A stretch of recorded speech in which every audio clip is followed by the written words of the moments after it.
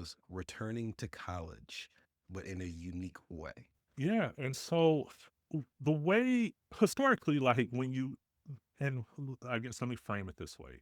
There was a time when the government did not offer income-driven repayment plans. Those didn't exist till 1994 was the first one. And even then, the first one they offered, income contingent repayment, was still really expensive for a lot of borrowers. And so what do? You don't want to default and hurt your credit, but you can't afford the payments they're offering.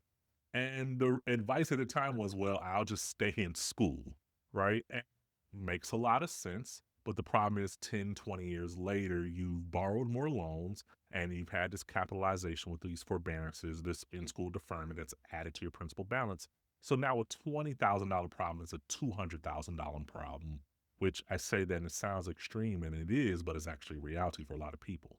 And I take on a history journey because we can look to history to say, okay, how can we do this better in the future?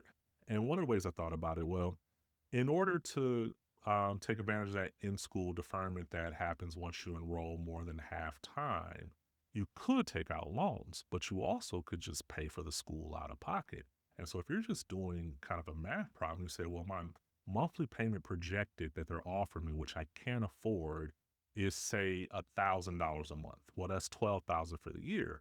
Maybe to go to your local school, it may cost you $5,000 for that year. And so then you're able to take advantage of the in-school deferment and pay for it out of pocket, and you still end up cheaper than you would otherwise in borrowing more loans. And it's also a benefit too, because now borrowing moving forward is kind of capped. And with this one big beautiful bill, borrowing new loans kind of changes some of your repayment obligations.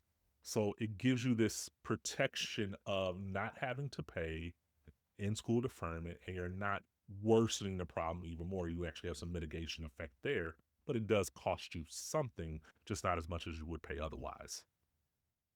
And I thought that was really unique and creative and also potentially beneficial because to me, when people talk about student loan payments, leverage is important, even if you're a high income earner.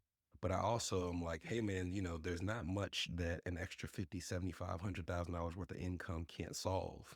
And if you're going back to school and sharpening that skill set, it's like, well, shoot, I'll pay a couple more $100 a month on student loans if I'm making 4,000 a month more. So that's a way to potentially go back and add a skill and increase your human capital. So I thought that was really unique.